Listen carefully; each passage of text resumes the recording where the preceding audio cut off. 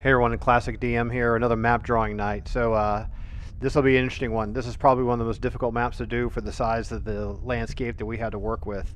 So the party is going to be, the last map drawing episode, the party is going to hit one of these rooms called room 10. We did room 10. It was the room that had like the least amount of interesting description possible.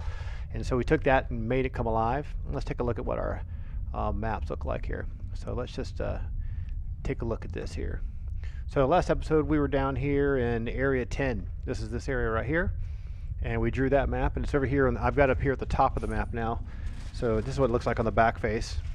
So there's a map drawing episode. We drew that the other night. And what we're going to do tonight, if you look at this here, let's get this bad boys out of the way, is we're going to do this whole room here. And we're going to have to break it up into quadrants. There's just really no way for this to fit. I'm also going to drop my bit rate a little bit here, see if we can get that background ambience from Sword Coast Soundscapes to work.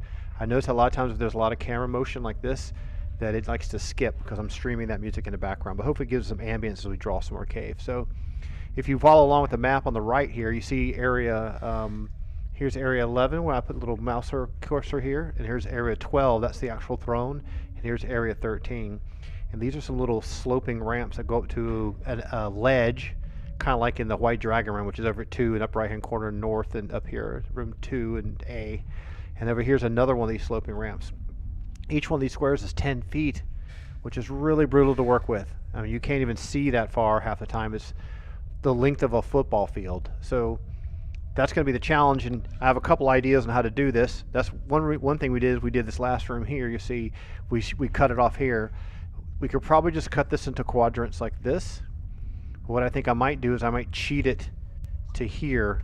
So we'll probably do a quadrant here, like that, if we have enough room. And then we'll do the other quadrant. We might be able to do, this is 1, 2, 3, 4, 5, 6, 7, 8, 9, 10, 11, 12. That's 120 some odd feet across. If you look at our board with the 5-inch grid underneath here, this is 10, 20, 30, 40, 50, 60, 70, 80. It's not wide enough. So that's one of the real challenges of this is our paper. I'll use another color here. So let's go 1, 2, 3, 4, 5, 6, 7, 8. So our paper is really only about this big where this red line is. So if you can see that little red line I drew right there, it's kind of hard. So what we're going to need to do is we're going to use multiple pieces of paper here. And I've already pre-torn them. And we're just going to do one piece of the map here. And then one piece is going to be down below. One piece to the east. And one piece to the west. So ultimately, this is what's going to be. I think we're going to cut this map about here, and we're probably going to cut this right about here. And I will probably, I hate to do it, I hate to cut the throne in half, it's really bad. I may just offset this like that or something. So we have a gameplay space here, we can have all this gameplay have around this throne for this room. And I may make a separate map for this area. I don't really want to change the map to be different than the original Gygax dungeon. I'm trying to keep everything respectful. But these ramps, so we're probably going to cut this like this. So we're going to probably do this area like this. And I'm going to try to bang these out pretty quickly and not spend as much time on the detailing. And I'll do all the detailing separately, because I know you probably got that by now, and it makes the videos kind of long. So let's just start with this section here first. And I've already got taped down. So we're going to walk through that real quickly. And hopefully from there we'll be able to make this thing come alive. So I'm going to reduce the size of the map here a little bit. Let's get this a little smaller on the web camera for you. You can tell you got an old PDF when it likes to there you can kind of see what's going on there in the background, right? And we'll just slide this up over here a little bit. So we got a cool container for our, it cost like $3. I couldn't believe it was on sale today at Michael's. So we got rid of our Feckin' Baddies box, which is now completely empty. Maybe we'll put something in there at a later date. And dice bag. This is what we're keeping our tokens in previously for the players. So we got this pretty much replaced with miniatures now. And we got this epic raid size frost giant Jarl guy that we painted up in our really mad painting skills. So let's get started figuring out how to approach this part of the map. Get the markers and stuff out of the way here.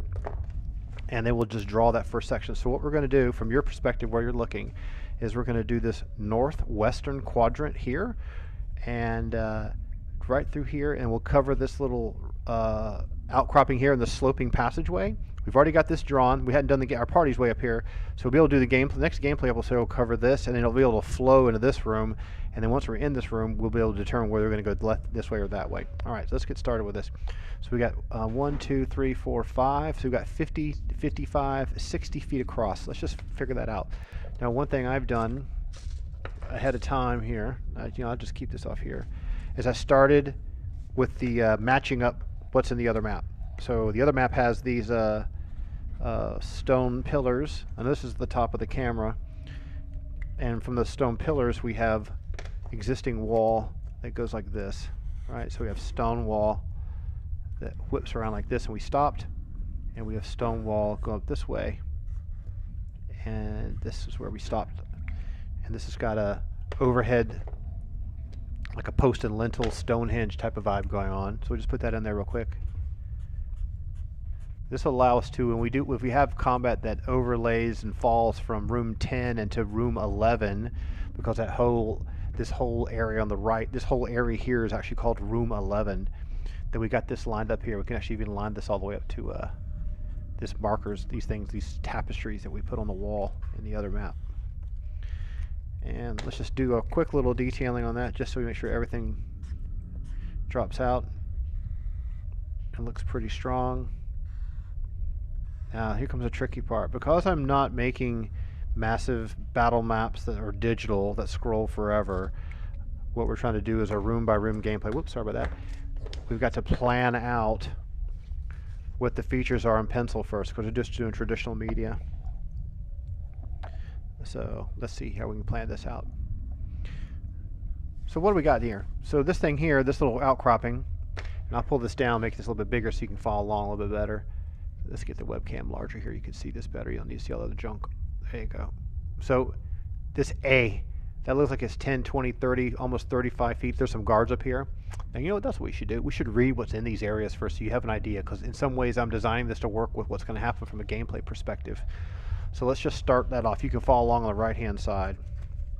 Let's talk about Area 11 first, okay? We'll skip any descriptions of loot or anything. We'll just go right for the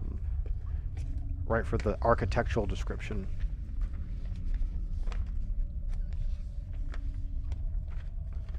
Here we go. We just need these 2 pages. The rest of the stuff we'll just save. Toss this aside. All right. So what do we got? Area 11. So the great cavern hall of the Jarl, right? Basically the throne room. This is where all the special functions and feast take place. So that's really important detail. Very similar to the Great Hall and the steading of the Hill Giant Chief. Various tables and benches now line the east and west walls, pushed out of the way until a time of need. So that's very interesting. So you've got things that you would turn it into like a Christmas celebration or something if you wanted to. We'll probably, I think it'll be kind of nice to have those out in the middle of the floor. So instead of them pushed to the side of the walls, like maybe along here out of the way and something over here out of the way. It's so nice to have Windows Defender in the background killing your frame rate. Let's put them in the middle of the floor, so we'll change that. So they're pushed out of the way until a time of need. Well, let's say there was something going on. Let's say there was a nighttime feast going on, celebrating the victory or the conversation with the Ogre Magi, which the players haven't discovered yet. What else we got? Caged fire beetles dimly illuminate the place. That's a neat detail. So we'll draw some kind of cool freestanding lamp to handle that. It appears completely deserted for guards in posts A and B. Now that's, if you look at the map again, let's just flip back to the map. When they're talking about A and B, they're talking about this ledge here on the left and the ledge here on the right with these sloping, burnished, polished stalagmite type outcroppings, like a ramp. Just think of it as a ramp on either side. So they're saying so far the place is empty, tables and chairs are pushed out of the way. We're going to put tables and chairs in action as if a feast has gone on, and the guards will still be at the guard post, and we'll have fire beetles lighting everything. That's fine. 30 feet by the floor, hidden in dark shadows. So that means each one of these little outcroppings of A and B, they're only 30 feet tall. It's not nearly as tall as we had in the beginning at the base of the canyon of the Glacial Rift. For example, let's go back to our Remorhaz map. This is an old map from the Remorhaz fight, right? This is like 100 feet above. So it's a similar kind of design as this, where there's going to be an upper lip and kind of a sloping down cliff edge, but there's no sloping passageways in the way. Let's just get this out of the way. Hear that little pop? That's the pop is the buffering of the camera. Okay, so those are only 30 feet tall. Each of these ledges hold a watchful frost giant, whatever it's the guy's guarding. That's no big deal. Now, if you go down to the bottom, it says 12 and 13. You see 12 and 13? 12 kind of looks like this half circle dais or platform or something. It's 10, 20, 30, 34, 40 feet across. It's probably the diameter of a pulpit at a church or something, right? So what does it say? Audience alcove and throne dais. That's how you pronounce it, D-A-I-S. A huge ivory and bone throne. That'll be fun to draw. So let's be sure to make a note about that. Ivory and bone throne. I can imagine big, huge mastodon tusk. Decorated with skulls, silver, and gems. So this guy's really powerful. On the back, sit in the back of the place, blah, blah, blah, the value. Behind is a white dragon hide. That's going to be in the inside south face of that half-cut stone outcropping. Let's say it's like a floor-to-ceiling stalagmite that's been carved out. We'll do that in the second piece. This first piece, we don't need to worry about that. Is the skin of a huge polar bear. That's another nice detail we'll add in there. An alabaster table and 3 ivory stools are in front of the throne. The seats for the Jarl's lieutenants, and unlit and empty for now. But what we're going to do is we're going to populate this place, because if you remember the last gameplay episode, I think it was episode 7 or 8, I think it was 8, they woke everything up. So a couple of giants escaped and ran down to this corridor. And I also want to change the situation to be like they were in the middle of having an awesome, cool feast until the players arrived and ruined everything. So they're not rushing into the room just yet. We'll see how that plays out. But they're at ready, so they just have all the tables and chairs just laying around as if you interrupted their Christmas dinner. Now at 13, if you look at the very bottom, let's use the mouse to point to that. Down here at the very, very bottom is 13. It's kind of behind this 10, 20, 30 feet back alley kind of behind that huge throne area. And it just says 2 frost giants look either way. If intruders sing the sound of the lodge, they will sound a large gong on the north wall. Now when it says gong on the north wall, what they're talking about here is gong on the north wall of this right here, which is really kind of odd because nothing's ever going to come from here, because this all goes to Jarl's chambers. Nothing's ever really going to come from here. But if they're standing guard and watching, by the time they see something and they ring the gong, guards and stuff come from these areas over here. So that's kind of a bad level design decision. But I'm willing to leave it. Maybe they use the gong for like announcing the arrival of characters and stuff like that. So that's what we got so far. That's the basic functionality of the space. Let's just use the map now and let's start figuring this thing out, okay? So what I want to do is, what do we got here? 10, 20, 30, 40, 50, 60, 70, 80, 90, 100. So from here, let's go 10, 20, 30, 40, 50, 60, 70, 80, 90, 100. Great. So that'll get us, we're coming about 10, and the offset line from this is maybe 10, 15 feet. So we'll just take this line here. This will go to about here, 10 to 15. So we're going to say that this is pretty much this back curve of this part here, and then it bumps out like that, right? And it only bumps in like 10 or 15 feet. Let's figure out where that first bump out happens. 1, 2, 3, 4, 5, 6. So 10, 20, 30, 40, 50, 60. So that first bump out kind of happens like this. And then it kind of dips in, and then another bump out. And then it goes back, and then you just have rando cave wall here. And then this curved, this curved action kind of following the contour, and this is going to go all the way out like this, come back, and this is just going to be more cave. So we can draw that right away. Let's just do that right away. Don't be more dorking around. So what I'm going to do, I'm going to keep this jaggedy, okay? We do this with our big fat wide chisel tip Sharpie, and keep this jaggedy because this is supposed to be like the inside of the cavern wall. Have it turn the corner here, and it's the wall just keeps on going. And all you need to do now is just connect this to this and make it interesting. All we're really doing is drawing this little section right here. Let's have it dip in, because if they had tables and chairs pushed against the wall, this is probably where they would have been, but we're going to do it with the tables and chairs active. So that's that. We'll use our regular good old-fashioned fine point. It's kind of a fine point when you get it new. When you use it for a while, it becomes worn down and isn't as fine anymore. Becomes more like a nub. I'll give you a comparison real quick. This is a Sharpie that we used for the entire first season. This is a Sharpie that we bought Friday. So a lot of wear and tear happening there. So we're just going to use the brand new one. Put that one back in the Santa cup. Yay. So let's get the 10, 20, 30, 40. Let's get this. We're going to draw this little alcove thing. It's about 20 feet wide, 10, 20. Let's make it all the way out like this. I don't want it to be too smooth. Even though it's drawn super smooth here, I don't want it to be too smooth. Our producer pup is having a big time in the background. And we're going to dip this around. It's going to have this kind of curve over here. There we go. So that's that. And do we have our, here's our cool eraser. We can get rid of the graphite later. So it looks like it's about 10, 20, 30. So it looks like the first sloping thing kind of happens about here.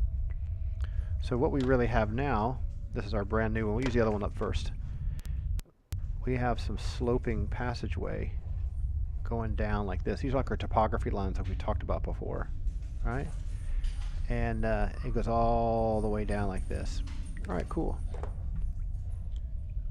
And now let's make as this rises up, we're going to actually have another line start gradually getting larger and larger. And we're going to keep it kind of jagged to match that this is larger, because you're looking down at something that's sloping out a little bit. And then we're just going to go ahead and put some jagged lines. One of the things when the architectural sketches, you try not to do these things super straight. You do them on purpose. You want them to overdraw. And one thing you can do is take points, like this point to that point, point in the middle, take that point to this point, and just do a few of these like this, and then put a lone point in between. And you're not trying to draw wood grain. You're trying to give it a sense of a sloping edge. If you're doing this in Photoshop color or something, you probably color it a certain color or something. Let's get rid of the Sharpie. We don't need it anymore. All right, I'm going to get rid of this graphite that's here. This graphite line we use for a guide point. And I know this stuff shakes the camera. I was talking to a video production guy I work with, and he mentioned to me that there is a wall-mounted camera hookup I can get. I'm using a tripod, unfortunately, on the same table, and that's where we get a little bit of vibration. You start shaking like this. I try not to shake it too much.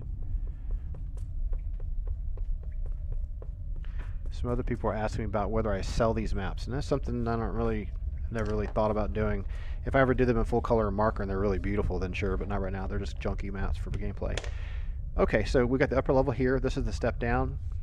This area here where they were talking about having tables and chairs. Now there's some other features here, right? Now we got this large rock here. So what I like to do is just do an XY coordinate system. So this is here's the opening happening here. So let's go ahead and get that figured out.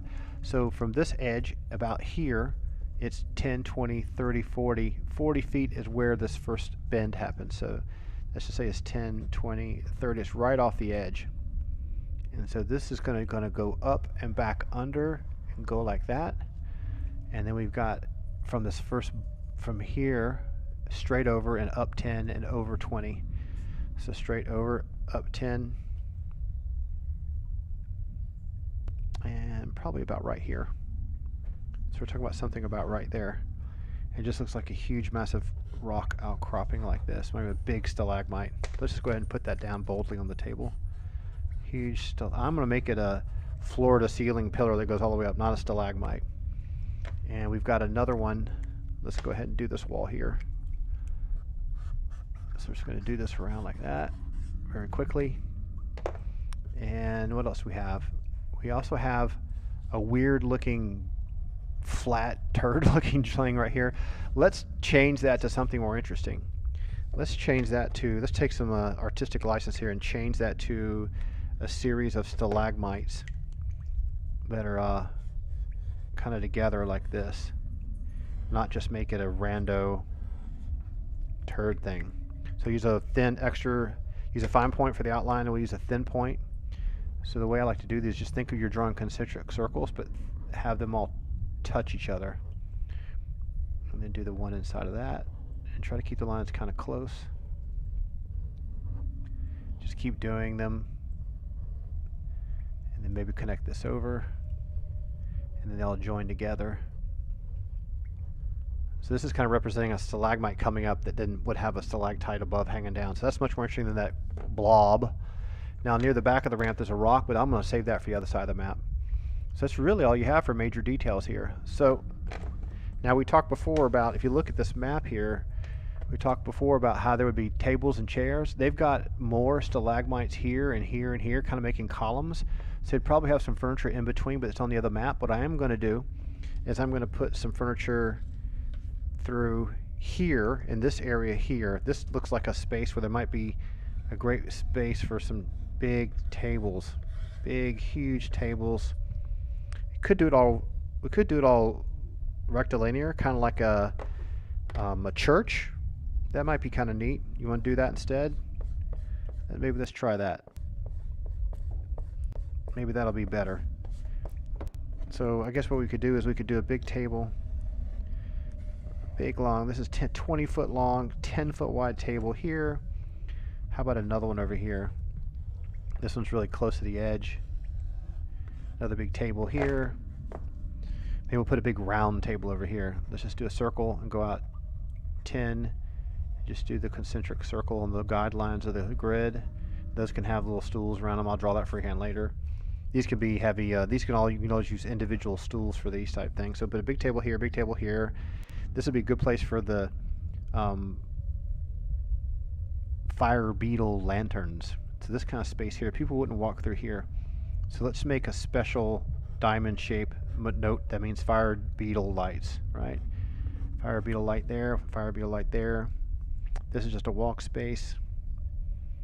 We've got some room over here. This is a sloping passageway. We could put another round table right here. Let's put another round table here. Because when everyone gets together, this place is going to be flooded. And let's put another round fire, not round, but like a rectangular fire beetle. So we got 3 light sources. That would illuminate this area, illuminate this area, illuminate this area. That'd be nice. So we've got a big wasted space here. What could we do with this? Let's see. Let's get rid of these counter markers. We don't need them anymore. So we had this huge, you know, Stonehenge style entrance with torches on it. I'm just going to go ahead and put some lines on this to give it a tone of lines. So you come walking through this huge massive carved arch with all kinds of cool runic stuff on it. And what you're going to do with this space here. This probably needs some more symmetry that's celebrated. So we got this space here. Here's a large space. What would you do? You need something against this wall. So I'll tell you what I'm going to do. We're going to do more tapestry stuff along this wall. We'll make a big grand tapestry all the way along here. So let's just go ahead and draw that in there boldly. So there's a huge one-piece, massive tapestry hanging on this wall here. There you go. And we'll put some big bracket type little sketch things that just are holding it up. Maybe there's even one going through the middle to kind of hold it up like this. It's a huge tapestry here. Ramp coming up.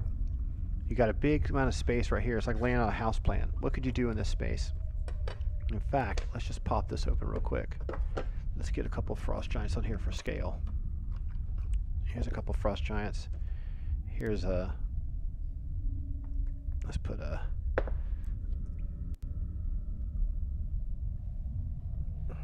so this is the size of players and stuff, right?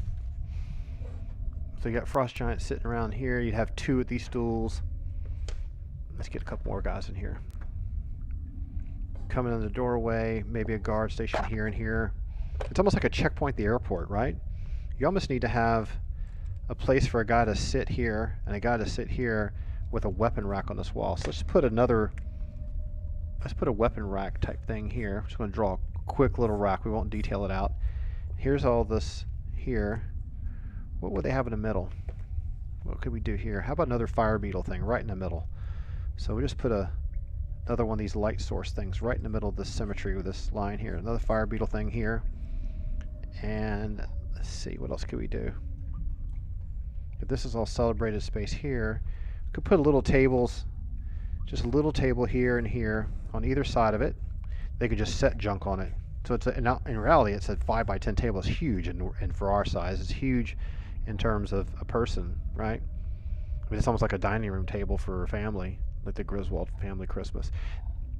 So for these guys, they just set stuff on it, and we can put a stool or something along here. I'll tell you what we'll do. Let's do, this is a big fire beetle thing here. We're going to put some, Let's do some torches coming out of here. We'll do some torch sconce here. Let's put it on all four sides. This is additional light that they can pick up and move around. All right, let's just go ahead and get some of this furniture that we've already got laid out on the map here. So for the fire build thing, I'm just going to keep it simple. I'm just going to keep it a diamond shape. Let's just do all of them at once. Get that muscle memory working. See, start off small, it got bigger and bigger as we drew it. And there's one more over here, right? Okay. So what do we imagine these things looking like? Well, let's just draw on the back of this real quick. Let's see. Let's say it's something that's got a big plinth base like this, and you got these fire beetles that are sitting in here at the little, and there's a couple of them here, and they can't move around, and they're in like a little cage, right? So you got this little cage holding them in.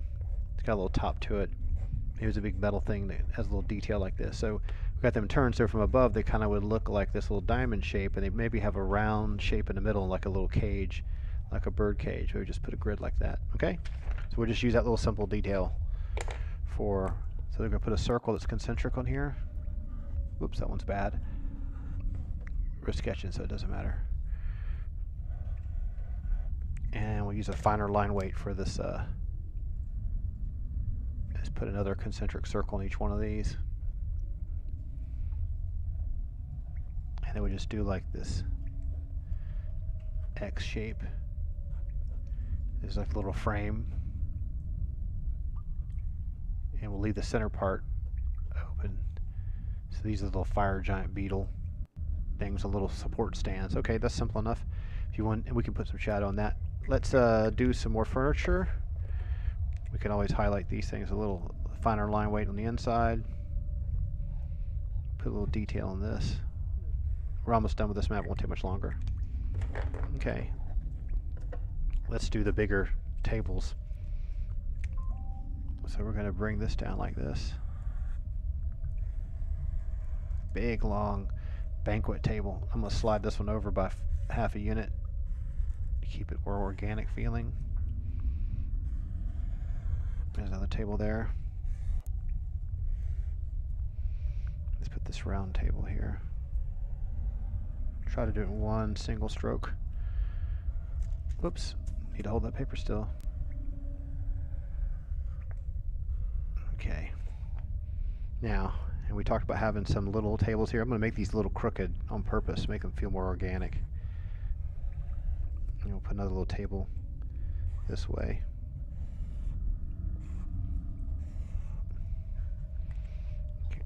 Alright, so we're going to do stools.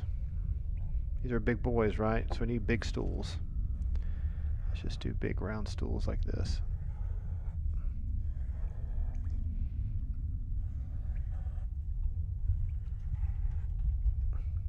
Almost like little bar stools. Maybe someone sits in a corner like that, jammed in there. And put some of these stools still tucked under. Put a stool tucked under here. Put this one pulled out. Whoops. I only got this taped down at one end. Put another stool out here, pulled out. Yeah. Let's put a stool over here. Someone with their back to the wall. There, that gives us room for this one. Maybe this stool's tucked in because no one likes to sit there. Okay, that's a decent number of stools. These things here, they're just junk on them. Alright, cool. Let's clean up some of this extra graphite we got going on here. So we're going to pull that off.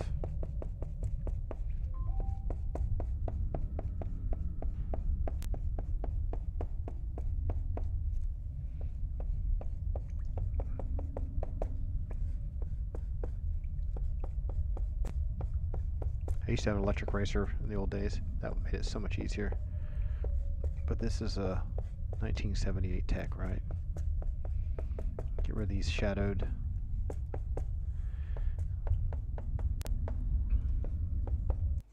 That's probably good enough. Okay, get that junk out of here. Now we can detail these. Let's get the newer, let's get the fine line that we've used before. So for these tables, what I'm going to do is I'm going to do a few plates. Just little fine line circles, as if each person kind of sitting at the table had a big round plate. At this table, I'm just going to put mugs of beer. So draw little beers. Everyone's right-handed, right? Over here, I'm gonna draw a little sword. I'm gonna draw a sword, like a big claymore, sitting on the table.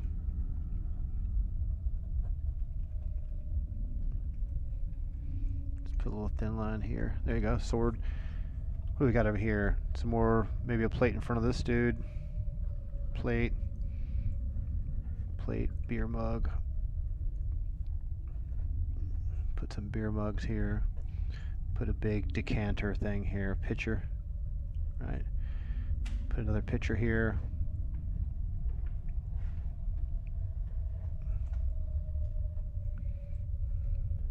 Put some more rando mugs. Just enough detail to give you the idea, right? You don't need to draw every mug and every plate. Doesn't matter if there's chicken on it or anything. I'm not even gonna draw forks and knives. It's like not that. It's not Neverwinter. All right. What's on this table here? Let's just do big pitchers of beer. Put 3 of them in the middle. These guys are boozing heavy. So we put a pitcher. They're all kind of turned funny, like this. Little handle. Lots of huge beer mugs. Just really loose.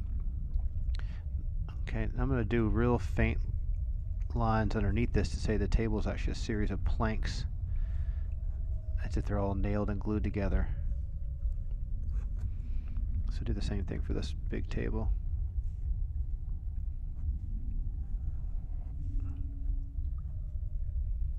Just divide this up into fourths.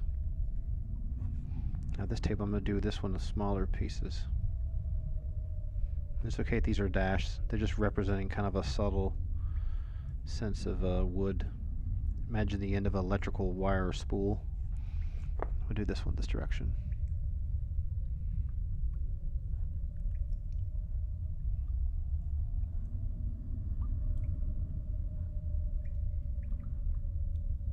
Okay. The table here, we're just going to put a bunch of mugs on it.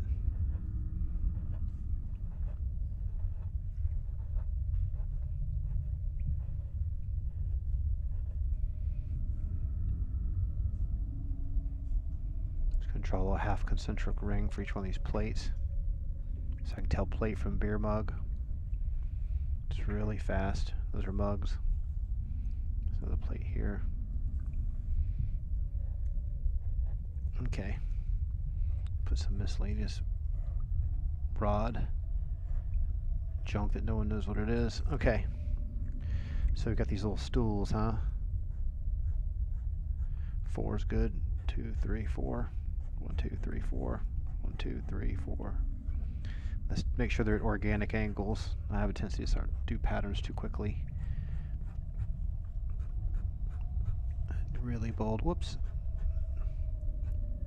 Stroke those different direction.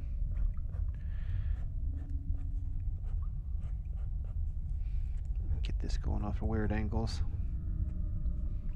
Let's make these all tangent direction.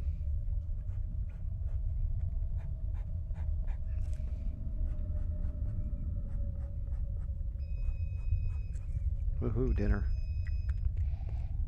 Okay. That's pretty decent. I think we're almost done with this area. Let's just quickly do some fast, super dirty drop shadows. Light source blowing this way, light source blowing this way. So remember our letter U technique. So we're just going to do that really fast because I want to go eat. And torch right here. So I'm just going to put a thin little drop shadow like this. In reality, this isn't really how the shadows will work, right?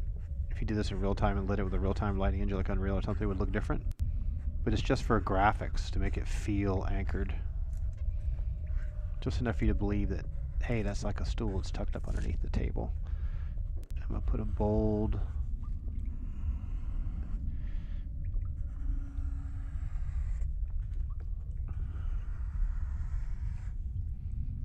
Let's do this way. It's okay for the shadow of the table to go over the shadow of the little stools.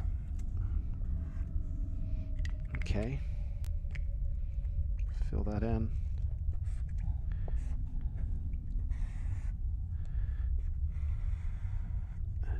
This kind of detail doesn't really matter, but it helps anchor things down.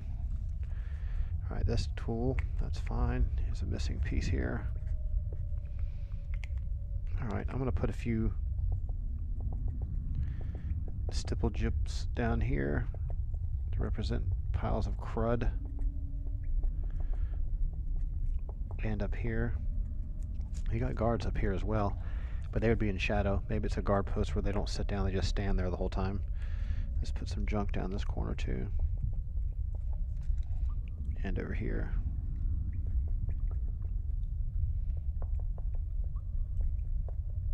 Alright, let's do that with a... Let's use that old burned out Sharpie, the one that's all been rubbed raw, to do this a little bit better. Another thing I did when I was doing the outside of the Glacial Rift is I would put some little hand-drawn little rocks in here too to kind of make it feel more alive.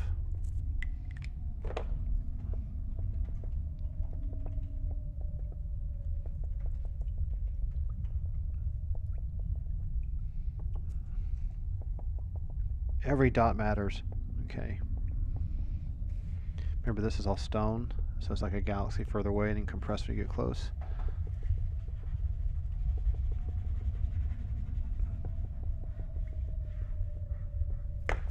Here's some of these bigger chunks here. I'm going to do the back face on this. We're going to put some stone marks along here.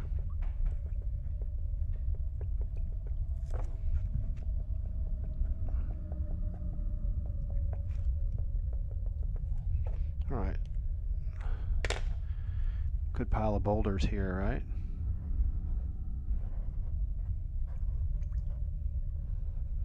I think we drew these with a different line weight before. We did. Let's be consistent.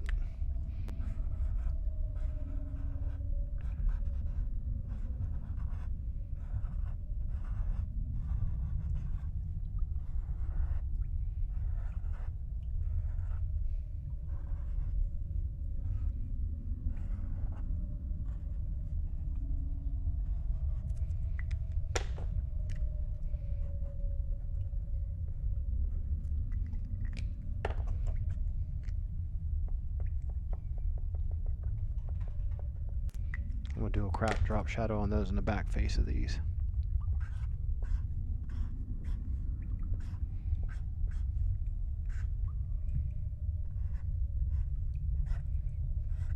Alright. Alright, cool. What else do we need to do here? About ready to go to the back faces of this? And put some more stipples on this. Whoops. Follow these sloping topography lines a little bit. I'm going to put a torch sconce here though and make it unlit. And another sconce here. Oops. Alright. Okay, I think we got what we need here. Alright, let's go to the back face and then we're done with this map. And as always, we'll put a north arrow on here in case we're trying to line it up and we don't remember where we are. So I'm just going to do this north arrow down here in the corner.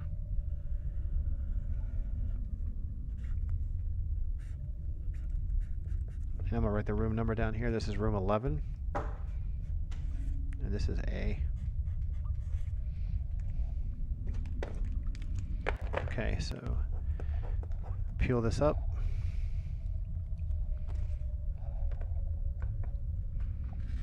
Close this down.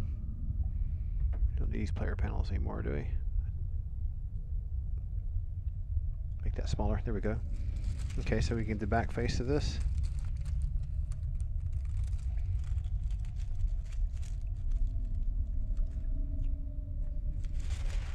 Alright.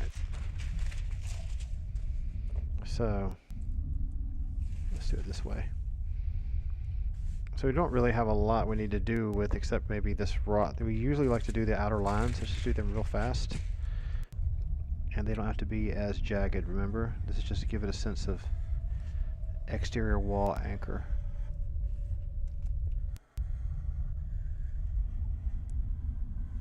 I can feel this chisel tip starting to lose its blackness.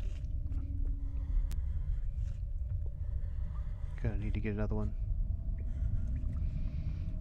This marker gets used a lot.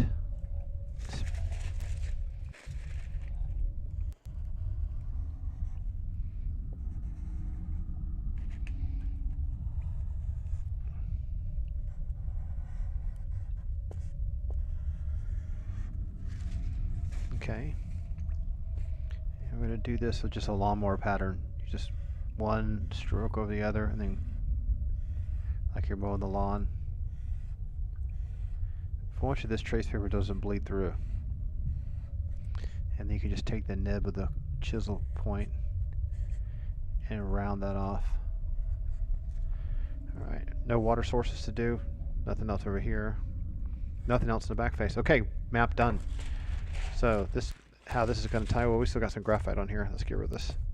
We were trying to design this space, left a bunch of graphite on here.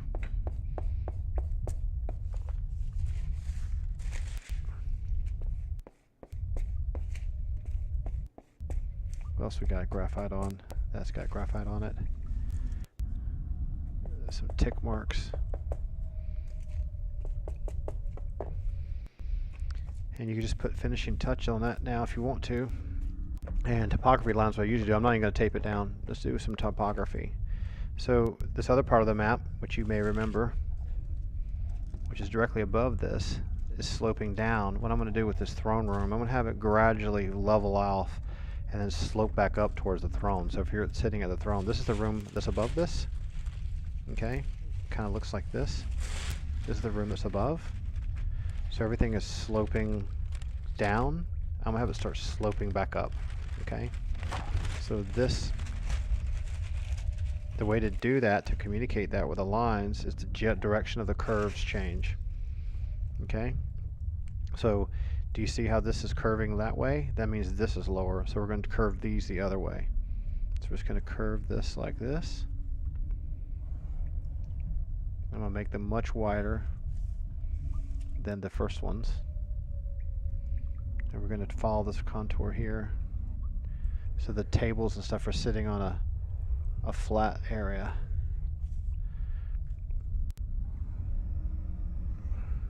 There we go. We could put a little bit of a contour around this. And maybe a little bit of like that. And we could do a little bit of curving up this way.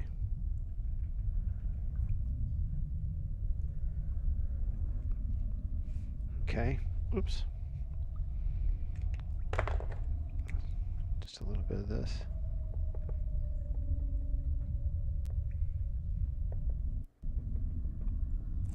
Get this out of the way.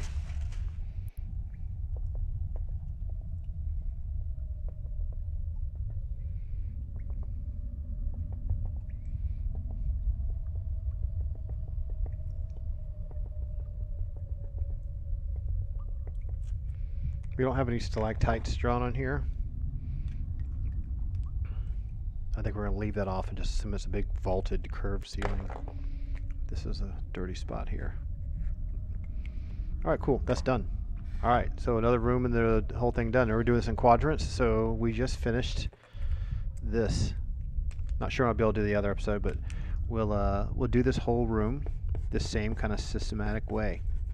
I think the next thing we'll do is, I think what I want to do is, I think I want to off-center this and do this area here next. Because 12 and 13 are basically the same thing. That way we can do this cool, awesome throne, and we'll have extra pieces that we'll put on either side, and we'll do this room over here just like that one. So we'll probably do this room next and then do that last. Alright, cool. Hope you had fun watching if you were, and if you see it on video, if you have any questions about drawing techniques or line weights or pencils or pens or why I make choices the way I do or scale or whatever, just ask me a question. I'll answer anything. And I hope you have fun, and we'll talk to you again real soon. See ya. Have a good night.